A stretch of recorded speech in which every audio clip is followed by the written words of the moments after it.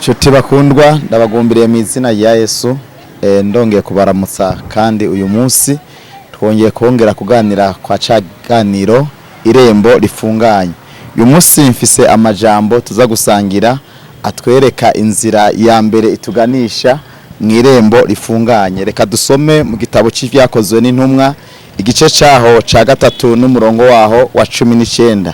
Haravuga ngo nuko mwihane muhindukire ivyaha vyanyu bihanagugwe ibihe byo guhembuka bibone ingene biza bivuye mu nyonga z'umwami Imana. Amen. Rero nagomba ndababwire ngo Irembo rifunganye, inzira ya mbere ituganisha mu Irembo rifunganye ni ukwihana. Ukwihana niyo nzira ya mbere iganisha abantu mu Irembo rifunganye.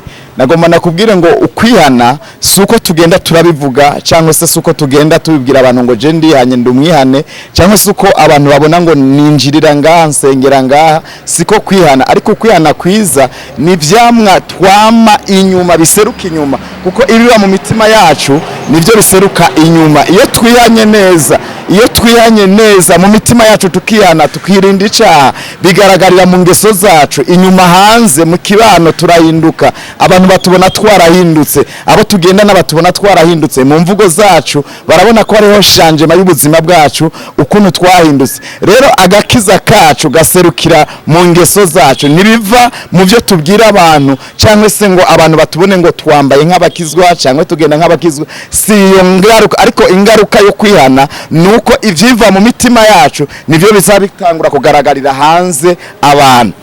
Cyambere rero iyo umuntu yihanye agira ivyamwa yama, agakiza kazana ivyamwa nivyo bitugira abo turi. Uyu munsi nagomba nagutangarize ngo ukwihana kwawe kuragomba kugaragarira hanze, ibiva mu buzima bwawe bw'indani mu mitima yacu. Indani niho hatangura kuzana impinduka, nuko imitima yacu igira ikintu yakiriye, hanyuma cyo twakiriye mu mitima yacu tukagiserurira hanze. Abantu bagatangura kubona twarahindutse, abantu bagatangura kubona nakambega ko yahora mezuku kubera ki ubu asigaye amezuku, naka ko yarakora ibi kubera ki ubu adasigaye akora vya bindi asigaye akora ibi. Rero agakiza kava mu mutima kagaseruka hanze. Iyo niyo nzira ya mbere umuntu ashobora gufata ariko arinjira mu Irembo rifunganye. Nagomba ndakubwire ko igihe turafata umwanzuro wo kwihana, wo kwakira agakiza, ukatura ivyaha vyawe ugaheba icaha mu nzira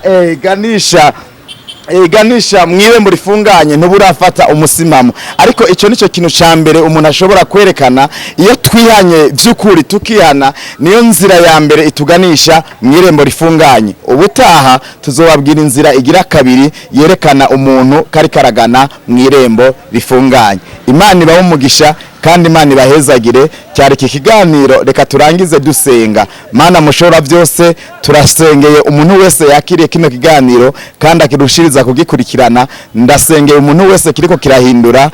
Mana mushobora byose, urushirize gukomeza abantu bose bariko baragikunda kandi bacakira mu izina rya Yesu. Amen. Murakoze cyane. Tuzosubira kubabwira inzira ikurikira yerekana umuntu ari karagana mu Irembo rifunganye. Murakoze. Imana ibahezagire.